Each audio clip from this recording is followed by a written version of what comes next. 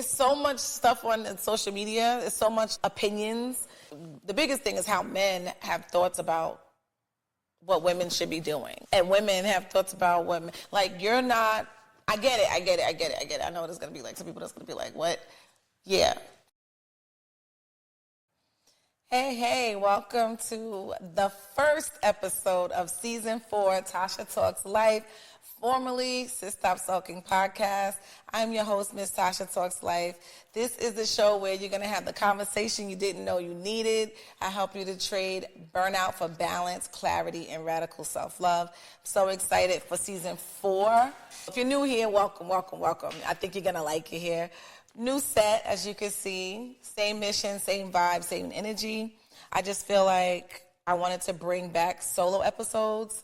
But if you've been rocking with me for a while, you know that Season 3, I didn't do as many solo episodes as I would have liked. So I'm bringing that back.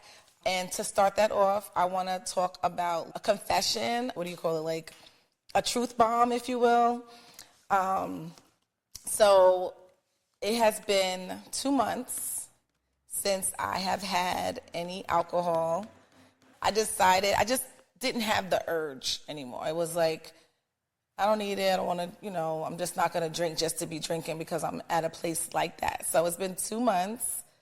I did take a day trip to Houston and I had a drink there. But after that, so I haven't had a drink in almost 2 months. I feel good. I feel like I lost a little bit of inches and I don't feel like I'm missing anything. So I'm not saying that it's something that I'm done, but I'm not saying that I'm like really struggling. So that's one of my confessions or truth bombs. And the lesson that I've learned from that is that sometimes you're just doing stuff out of habit or because someone else is doing it, or you're in a situation where it's being done and you don't really need to do it. Like, you can have and it's not even, I wouldn't even say discipline, because it's not something that I'm like, it's causing a problem or whatever. But it was just that I didn't have the urge, I didn't have the need for it, I just didn't do it. And I could be in social settings and be okay. So that's the lesson that I learned from it, is just because it was a habit or something that I'm just used to doing, I don't have to do that. And I feel good. Now, I'm not saying I ain't never going to have a glass of wine now. Like, let's not be crazy. But right now, I'm 2 months in, and I'm okay. So, yeah. I would like to hear from you, some engagement. So is there any confessions that you would like to share? Drop it in the comments. Or you can DM me. And as you know or may not know, I'm an accountability coach. And so I want to do some live coaching online. So, you submit a question, and I'm going to give you my feedback on it. And so one of the questions that I recently received, and this is what triggered the thought to, I can do this on the pod. You know what I'm saying? I could do this on Tasha Talks Life. But if you go to my social media, you can see that I've been doing a lot of events lately. I've been going to, last week it was Girls Who Brunch Tour, which was amazing. We got a bunch of dope women in the house pouring into these young girls, which has always been my heart work. The week before that, I was at the Black AI Expo, where I was hosting the main stage there. I'm outside working. I'm working. And someone came up to me and was talking, and she's been wanting to pick my brain for a while. And so she asked me, how do I rediscover myself after losing me in motherhood, relationships, and at work? And so, how do you rediscover yourself after having children, after being a wife, after having a job? Because it's so easy for us to lose ourselves because we're natural nurturers and we put everyone before us. So my first thought is, what is the thing that makes you light up? What did you used to do that you may not do anymore?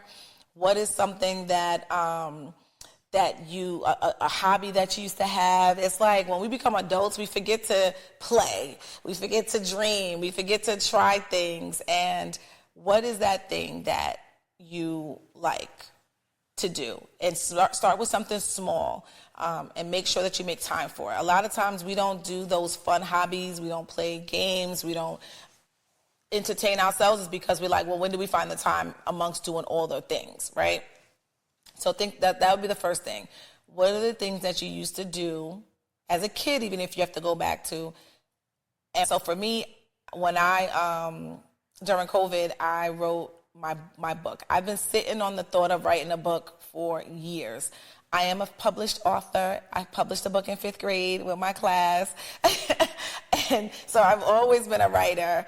And I literally went to the library from my old neighborhood and saw the book there and showed my kids and everything. But I got away from writing. And so part of rediscovering myself was that I got back to writing again. What came from that is a published book, right? A second book. So finding little things that you used to do, that you enjoy doing, and also establishing boundaries for yourself. Like checking in with your body, pausing, and seeing like where can I find time for myself? Where can I ask someone to watch the kids for a little while? Where can I maybe go on a solo date somewhere? Like not too long ago, I took myself out to eat. And then, initially you feel like this is kind of weird because you're used to having company, but it was so peaceful. It was so, and I challenged myself to put my phone down and not look through my phone. So I did do some people watching. But it wasn't as bad as I thought it would be. And I look forward to doing a couple other things like that as well. So yeah, and maybe delegating, because as a mom, a wife, and having a career, job, a business, all of those things, sometimes you need to release some control. Like, okay, maybe you could drop your clothes off at the laundromat and let them clean it and pick it up.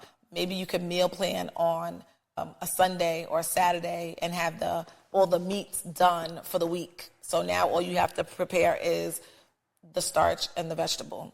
Or hell, you can make a big pot of rice too for the week, right? Just finding little pockets where you can release some of the duties that you have to do so that you have more time for yourself. So I hope that was helpful. Let me know what you think about that. And another part that I want to start to implement it's called red flags or reminders. Okay, red flags or reminders, because I think what I'm finding is that I'm always on social media and I see things and I'm like, oh, this would be a great conversation starter. This would be a great topic to have. And I'm like saving them. So I want to come back and share them with you, because it's so much stuff on social media. It's so much like opinions.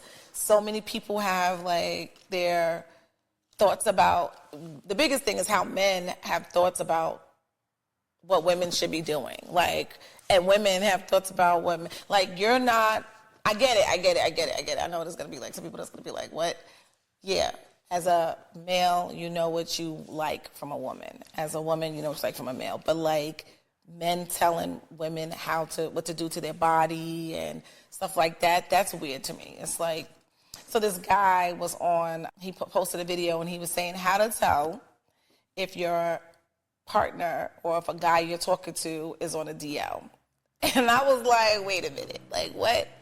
And he was saying that a lot of men that are talking bad about women, they really don't like women. Like, they're like, oh, her body's fake or whatever. And it's like, men don't really do that. They don't talk. You may not like it. You have your preference, but to like be bashing another woman, like that's girl stuff, right? So anyway, I don't even want to go there. But that was very interesting that he was talking about all of these things, because statistically they say 1 in 4. 1 in 4 men and that's a high. That's crazy if you think about it, but whatever. Anyway, and so the red flag or reminder that I want to bring up is Noriega. He has a podcast, and I can't think of the name right now.